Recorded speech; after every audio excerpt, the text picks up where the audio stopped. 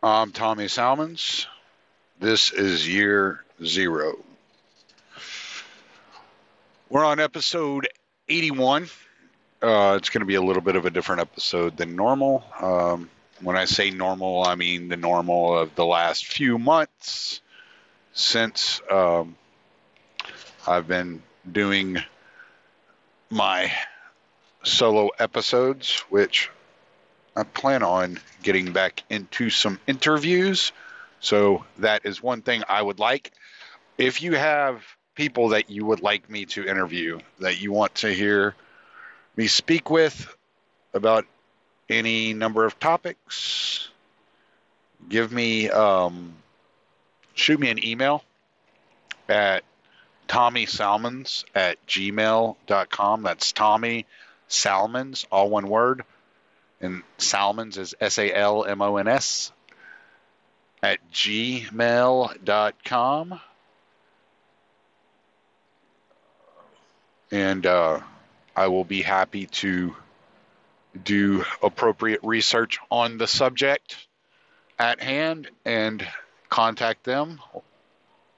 If you have interviews that they've done or articles they've written or interesting material that they are involved in, just get in touch with me.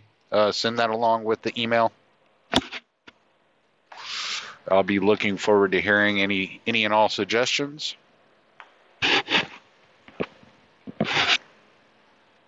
Excuse me. I woke up this morning with a cold.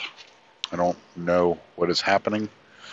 I had originally planned on recording this episode on John F. Kennedy, but given that there's so much going on in modern day, I figured if you want to read up on the history and the Kennedy assassination,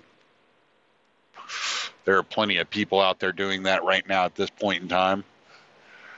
And it's a hot topic. It might hurt my ratings, but who gives a fuck? Because I don't pay attention. I don't even know how many of y'all are listening. Honestly, I have no clue. So that's just, I do this because I love it. I really enjoy it. I like putting things out there. I like having the interesting conversations and the interviews with interesting people. I think that's a lot of fun. And for those of y'all that do give me feedback, I really do appreciate it. We have some interesting conversations, and I know we don't always agree on everything, but that's part of the fun. I like the disagreement. I like the back and forth. Even if we don't change each other's minds, we're only making each other sharper. So iron sharpens iron. Isn't that the old saying? Other than that, I don't have a whole lot of other news to talk about as far as the show goes, as far as advancing the show. I would like to ask that you go to visit bossbrosdiamonds.com. If you are in one of those states that has legalized the marijuana, which may soon happen federally, we will get to that shortly, then go to bossbros.com for all of your dabbing lifestyle essentials. That's bossbros.com. That is my brother's company, and they are promoting dabbing as a lifestyle. They have all kinds of cool shirts, hoodies, beanies. I think they even have some picks and pipes and things of that nature. Just go to bossbros.com or look them up on Instagram at Boss Bros Diamonds. That's what it is, bossbrosdiamonds.com. I'm sorry. Or look them up on Instagram at Boss Bros Diamonds. So check them out. Give them some love. That's a starter company. They're trying to get their feet under them and get ahead of the curve on the dabbing industry. That seems to be exploding. I didn't even know what dabbing was before like 2 months ago, and suddenly I see shit tons of people talking about dabbing. So get your dabbing lifestyle essentials at bossbrosdiamonds.com or go to their Instagram page, Boss Bros Diamonds. So next order of business would be, I think, to get right down into the topics, man. Get right down into the show. Oh, before we do that, I want to remind y'all, I haven't made a habit out of doing this, but I'd like to remind y'all, make sure you're checking antiwar.com often and regularly. They do a lot of great work. They have a lot of great articles. If you enjoy the work there at antiwar.com, as we all do, because they do such great work, make sure that when you see that they're doing they're taking up donations to meet their bills and pay their staff, make sure that, throw them a couple of bucks, man, because they do a lot of that work. A lot of those guys get paid a very, very little amount of money to do all that work, and they are releasing exceptional articles daily. Some of them are original, some of them they're posting from other outlets. Also, go check out the libertarianinstitute.com.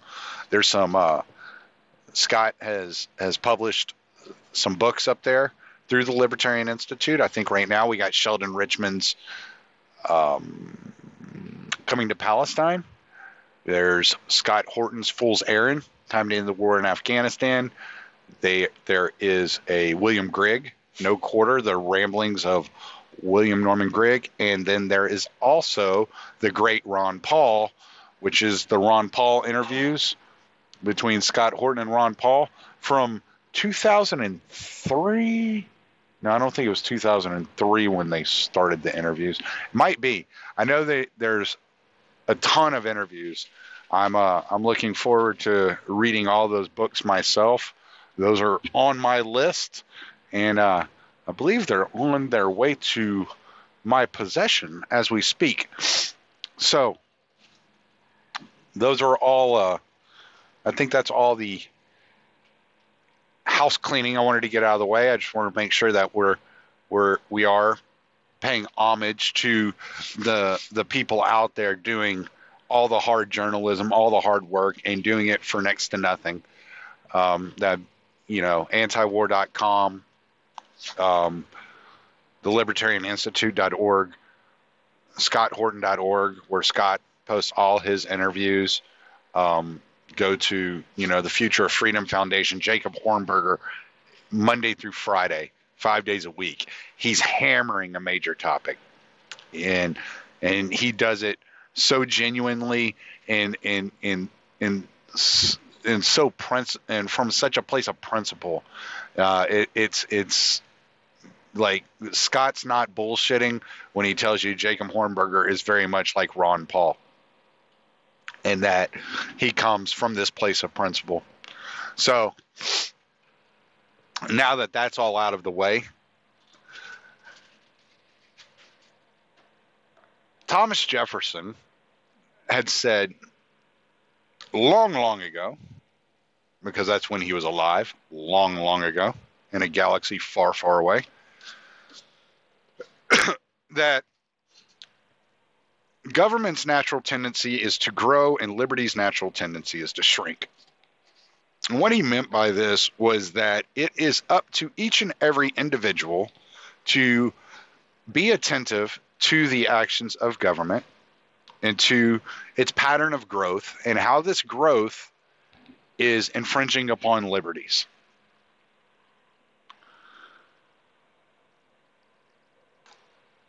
And if you are not aware, excuse me, if you are not aware, if you are not paying attention, the government will grow at such a pace that by the time you realize that your liberties are being snatched away from you, it will be too late. I'm sorry, Pinky is sitting here being whiny because I'm talking and I'm not paying him attention. How dare I do something other than pet the pinky.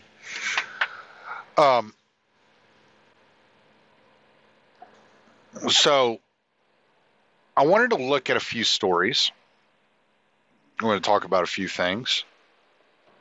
And these are stories that are out in the news. Here this week, mainly. So Monday, I read a story from the Free Thought Project that the House Judiciary Committee was going to take a vote on legalizing marijuana. Yesterday, that vote occurred, and the House Judiciary Committee passed the legislation to legalize marijuana. There are positives and negatives in this legislation, but for the most part, it's a positive. So, what the legislation calls for is not only the legalizing of marijuana, it also calls for expungement of every federal prisoner or former prisoner that was ever charged with simple possession charges of marijuana. So we're going to get, now there's still a process involved here. It still has got to hit the full floor of the House, and it has to hit the Senate. They both have to agree on the bill. Then it has to get to Trump, and he's got to sign it.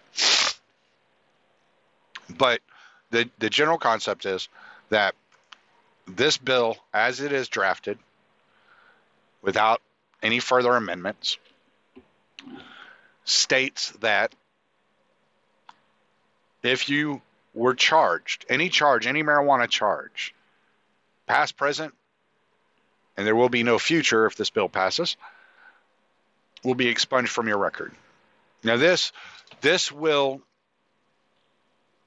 inevitably make lives easier on hundreds of thousands, if not millions of people that have been charged with these crimes. One of those people you all may have heard of, Lily Forrester. This will make her life much more pleasant and give her footing to stand on. At least expunging those charges from her record. I don't know if they will continue to pursue the possibility of her fleeing. I don't know if they're going to call that, resisting of some sort. Resisting arrest or resisting kidnapping, running away from a kidnapper.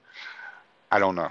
So I don't know about all those legal troubles, but I do know that this will, if it passes, and we're still in the beginning stages of this, it was a huge victory for freedom with the Judiciary Committee passing the legislation as is.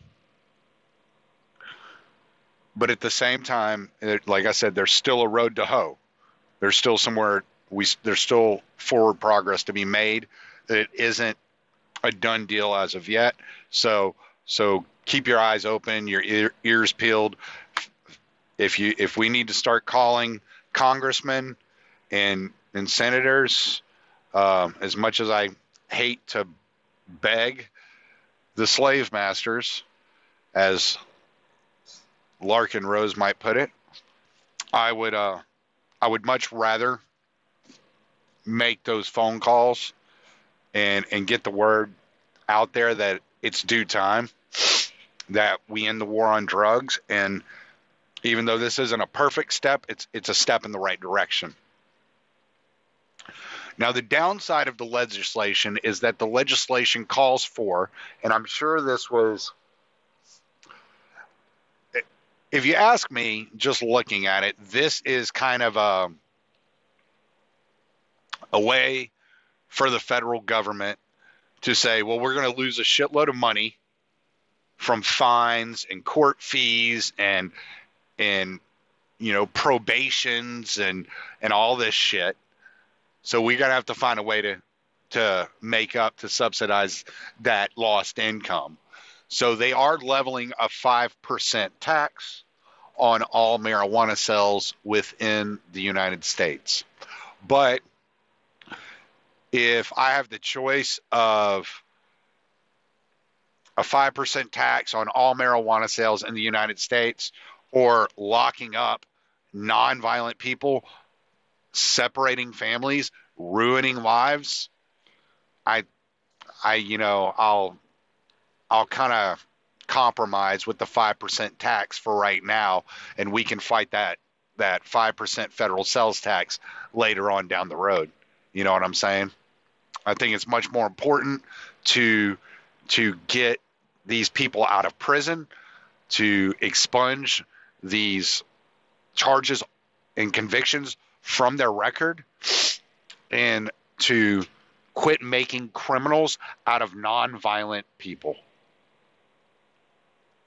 So I think that's much more important. And if we have to, like I said, compromise on a 5% tax, it's going to be, you gotta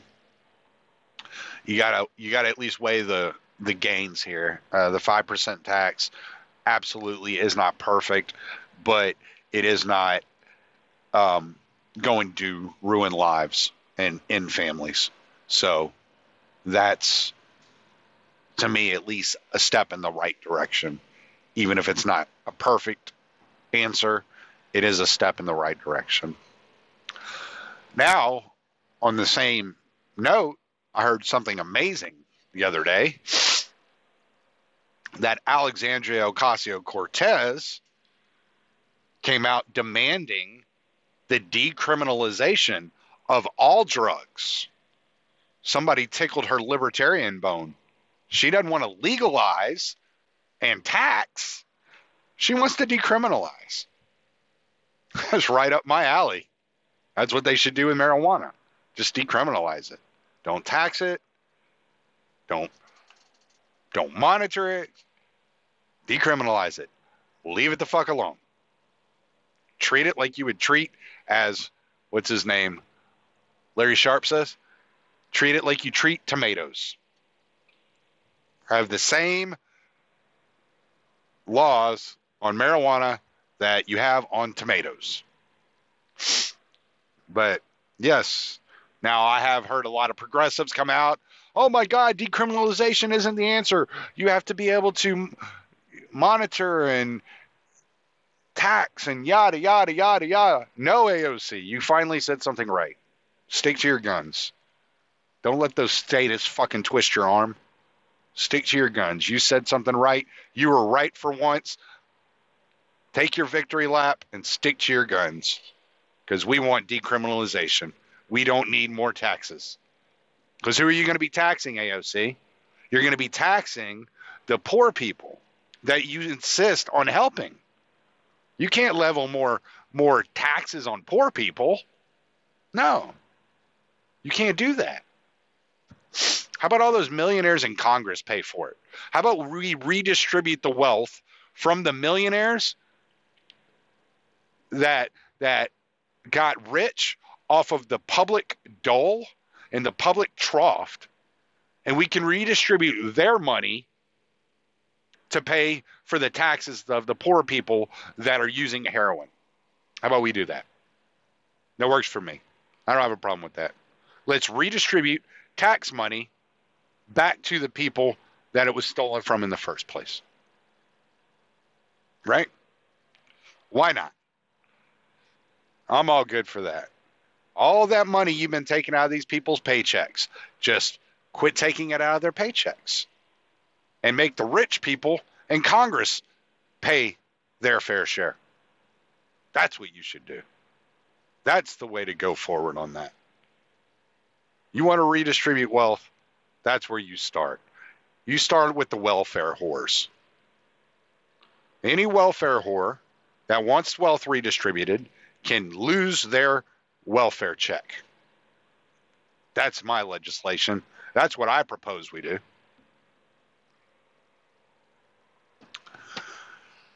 And in other news, like I said, this is going to be a little bit different. I just wanted to hit a few different topics. So yesterday, or what's that? Oh no, that was today. I'm sorry. Today, while everybody is concerned about impeachment, Congress did a little sneaky thing that they like to do behind the backs of Americans when Americans aren't paying attention. This is from acl.org. Congress just temporarily extended the government's spying powers. The NSA has repeatedly used these powers to spy on Americans. It's past time Congress reform them. It's past time Congress end them, ACLU. Get past this reform bullshit. Let's just make reform is just another way of saying let's make really bad things a little bit less bad. All right, so the article starts, Congress today temporarily extended the NSA spying powers that time and again have been used to violate our rights. And the way they did this, sneaky little fucks, not only did they use impeachment as cover so that no news outlets had to cover it, they put it into a funding package. So you either get spied on for 3 more months of your life, or the government shuts down. Shut the government down. Just do it. Shut it down. Jesus fucking Christ. So obviously they had to vote for it because it never looks good when the government shuts down. Not like the government's all that fucking popular as it is. I don't think anybody's going to shed a tear if the government shuts down. Oh, but those poor little people that lose their paycheck. No, they don't. As soon as the fucking doors open back up on Capitol Hill, you dole out that money that you were withholding from those people. And they get, instead of getting it separated over every 2 weeks, they just get it all in one lump sum a couple of months later. You're not withholding anything. It's just a vacation. And you know what? I gladly pay taxes for all you motherfuckers to take vacation permanently. I tell you what, we will triple your fucking salaries if you all stop going to work. How about that? That's my deal. That's what I say. I'm going to run for president. That's going to be my whole thing. My whole platform is going to be, we are going to triple the salaries of every government employee from now until the end of time, and they are ordered to never, ever show up to work ever again. How's that? That would cause, that would save so much money. I think it would work. So yeah, so they're expanding. They're looking at moving in and expanding spying powers, and it's not going to stop anytime soon, especially when people aren't paying attention, because the natural tendency of government is to grow and the natural tendency of liberty is to shrink. And if you're not paying attention, this is what these sneaky little fucks do. So I think we should decriminalize privacy too. Maybe I should put a call in to AOC. We can decriminalize privacy from now on. That might work well. All right. The next order of business is Julian Assange. All right. I want to talk about Julian Assange for the next few minutes in the program on that. I don't know. Epstein didn't kill himself. Maybe I should talk about that too, because there are some interesting revelations going on there with some indictments and court cases and yada, yada, yada. But, okay, so Sweden officially dropped the rape charges against Julian Assange again. Yeah, that's right. If you didn't know, they had been dropped once before and reinstituted shortly before the United States sent Britain into the Ecuadorian embassy to arrest Assange. I had originally thought, and a lot of people had originally thought, that this was all a ploy, and like the reinstitution of the rape charges were going to be used to extradite Assange to Sweden, because the extradition law from Sweden to the United States is much more relaxed than the extradition law between the UK and the United States. And I guess since things look so bad for Assange at this point, we're not even certain if he's going to live to see extradition due to the conditions that he's being kept in. We don't even know. It's pretty certain that the UK is not going to cut him a break, and it's pretty easy to see. Okay, so you're talking, I think it was April 11th of this year, Assange was hauled out of the Ecuadorian embassy by British thugs, thrown into a paddy wagon, taken to a maximum security prison to sit out a 52-day sentence on jumping bail. And wait for it, they knew where he was, because he didn't jump bail. He claimed refugee status as a political refugee in the Ecuadorian embassy and sat there for years, never left.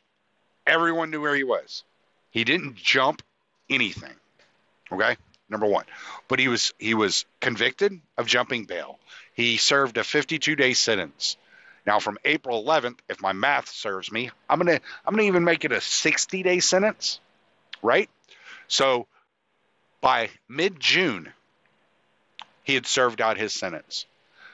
To this day, he is in solitary confinement in a maximum security prison in Britain, unconvicted of any charges. He gets 45 minutes of sunlight every day. He rarely gets to see his attorneys. He does not have any ability to work on his court case. He did receive a visit from his father. I think it was a month ago. His father said that when he saw the condition of Assange, of his son, that he finally came to terms with the fact or the idea that Assange was going to die in prison.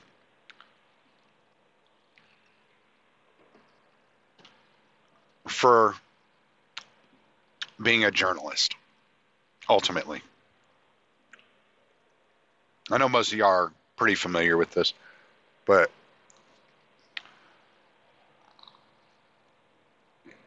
it's really scary that the United States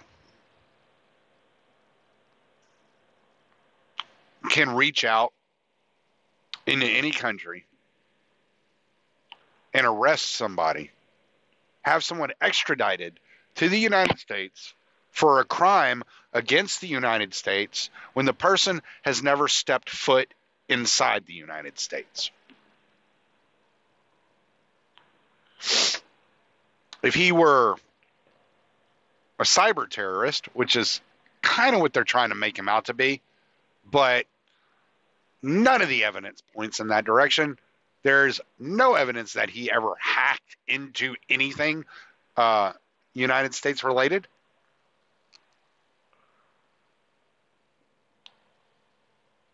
And all the evidence shows that all he did was publish leaked documents from Chelsea Manning. And so this is a really dangerous precedent that the deep state is setting here, and they're the ones in charge of this. Obviously, it's the intelligence community. It's NSC, the DIA, Naval Intelligence, the Pentagon. That's who's going after him, and they don't have much of a case, but they don't need much of a case. As John Kiriakou will tell you, they'll just wear you down. They'll just grind you down. They're going to put him in John had said it was the Ninth Circuit Court of Appeals or Ninth Circuit Court or whatever. They're in Virginia, where the entire jury is made up of intelligence, either figures or their spouses or their children. It's like he doesn't stand a chance. They're out to get him, and if he doesn't die in prison in Britain, he will be extradited to the United States, and he will die in prison in the United States or in Guantanamo Bay or wherever. That's what they want. And they're proving a point. They're proving it doesn't matter. We're all powerful. Don't you stand up and speak out against us. We are all powerful. We will grind you down. We will turn you to dust. And, it's part of the reason I do the show I do is because of people like Julian Assange and John Kiriakou. And these guys are the real deal. These guys have faced just eyeballed the federal government, just stared them down and said, bring it, like whatever. You can do whatever you want, but you'll never take my freedom, So, but, that's the way it is, because freedom's a mindset. You got to realize that you got to be free. You got to enjoy, you got to have this liberty within yourself before you can express it to other people. You have to have the ability to think outside the box and not be constrained by the norms and the narratives and what's in the expectations around you and how you're expected to think or talk or act. And that's how it starts. It doesn't start by learning principles and philosophy. That is a natural progression for some people because that's what they enjoy. I happen to enjoy philosophy and history. Some people enjoy the economics, which really, if you break it down, is more of a social science. Some people, just have this rebellious or defiant side to them. And they're just like, yeah, fuck it. I'm an anarchist. I don't need these fucking people. And I would say that'd be like, that's not a bad thing either. We need those people, And so it's people like Chelsea Manning that is once again in custody and will be in custody until this whole grand jury mess around Julian Assange is completely diminished. But she just refuses. She's like, fuck you. My testimony is on the books. It's out there. And I'm not going to testify again. I don't have to talk to you. I am not going to talk to you. You have my testimony. And they want her to give something on Assange. They want her to change or twist her story just enough for them to have Assange dead to rights, and she won't do it. And you know what? I salute her. Even though I think there were better ways to go about it than she did, I think she did what she did on principle, and I respect her for it. So that's kind of another thing that's going on with the Assange case, and I didn't mention this a while ago, and I guess I should, is the original judge that he was seeing, that he was going in front of, the one that was so in love with the American representatives that were feeding the British prosecutors, or whatever you would call them in this kind of case, information, has been dismissed from the case. So that's another positive. Maybe, just maybe, there will be a more neutral um, judge appointed to oversee the extradition case. And, because this judge, even with him having such limited resources, such limited time, being locked up in solitary confinement, not convicted of anything, she would not extend his date. She would not give him any more time, not even a day, not a month, not a week, nothing. She's like, no, you have till February, and that's it. And so he's got, what, an hour a day or whatever, or hour or whatever he has to to prep his defense. And he can't even think straight. He can barely even say his own name. Being completely locked away from the world, that just I can't even remember what it's called right now. Sensory deprivation really, really fucks with you. People were saying that he looked like he was all drugged up, like they had been injecting him with something. There's no evidence of that, but sensory deprivation, that's a really severe form of torture. And there's a reason that there are laws that state, 14 days, about as long as a person could manage.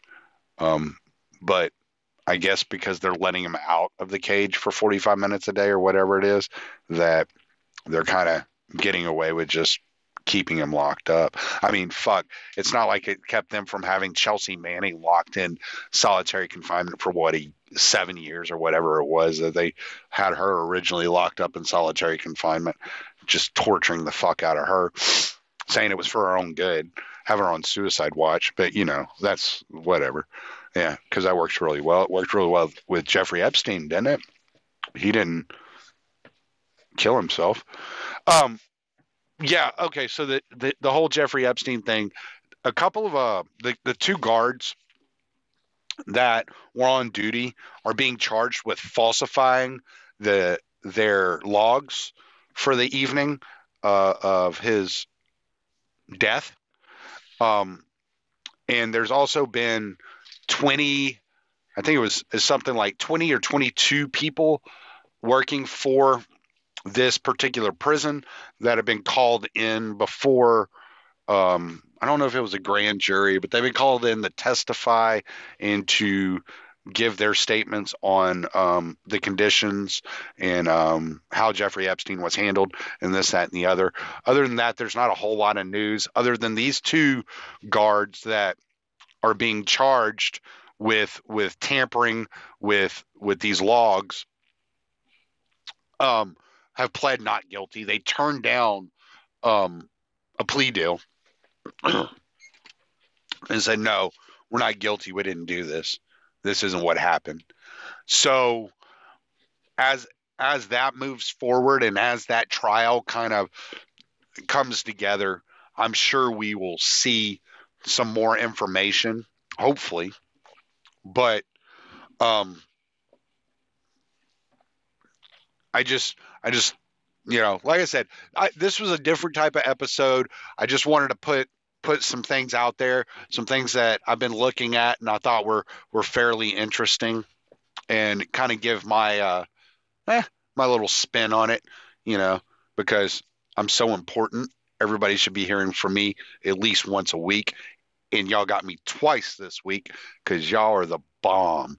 All right, so remember, go to Future Freedom Foundation, read Hornberger's articles. There's other great writers there. Jim Bovard writes there. You'll also run into Jim Bovard sometimes, and I think I saw him the other day writing for USA Today. I know they'll publish them at antiwar.com sometimes. Hey, throw them a couple of dollars every once in a while. Give them $2 a month or something like that. They're doing a lot of work, man. They're working really hard. So help out antiwar.com. Hit us up at thelibertarianinstitute.org. Any guest requests? TommySalmons@gmail.com. I'm Tommy Salmons. Late.